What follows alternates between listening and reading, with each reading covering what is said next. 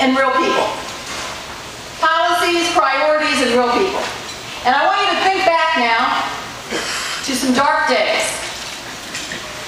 And I'm going to tell you a story, and I wasn't there, as you will tell when I tell you the story. You'll know I wasn't there, and I can't say for sure this is what happened. But this is the way I imagine it, and it might actually be completely accurate. The dark days were in November and December of 2004. And Governor-elect Matt Blunt sat in a room.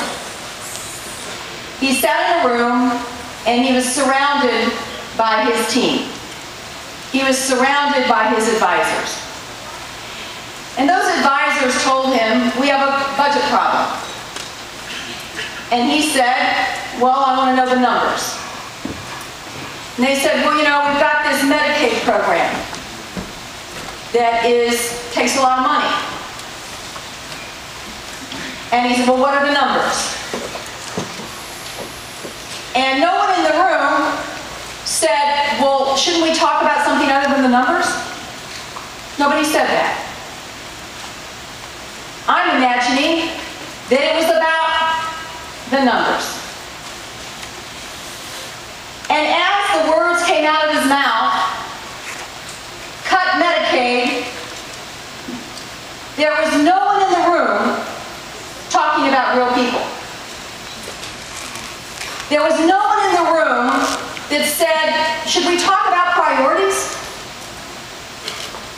There was no one in the room that felt the fear that that single mom getting on the bus to go to work for slightly more than minimum wage felt that day in January when she realized if anything happened to her, she could not get health care,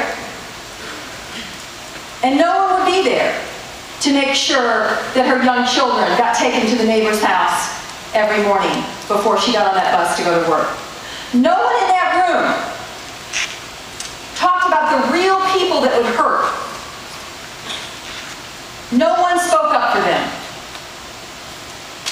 It was about the numbers. Now, when that happened, there then came a day that there were surpluses. Now imagine what that room would have been like if other people had been in office when there were surpluses. Would someone have said, hey, isn't it time to restore those cuts?